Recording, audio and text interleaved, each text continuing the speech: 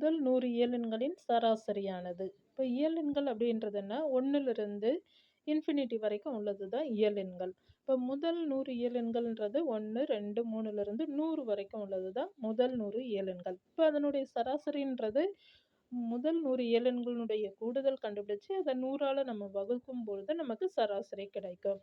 இப்போ இயலெண்களின் கூடுதலுக்கு எப்படி கண்டுபிடிக்கலாம்? இப்போ முதல் 100 எண்கள்ன்றதுனால 1 + 2 + 3 +லிருந்து 100 வரைக்கும் உள்ள எண்களை நம்ம கூட்டணும் இல்லையா? அப்போ அதுக்கான ஃபார்முலா தான் n × n+1/2.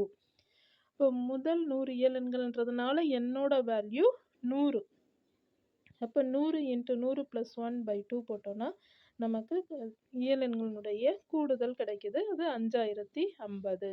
இப்போ முதல் 100 இயலெண்களின் சராசரி கண்டுபிடிக்கிறோம்னா இப்போ 5050 100ஆல வகுக்கிறோம். அப்போ 50.5ன்னு கிடைக்குது. இதுதான் சராசரி.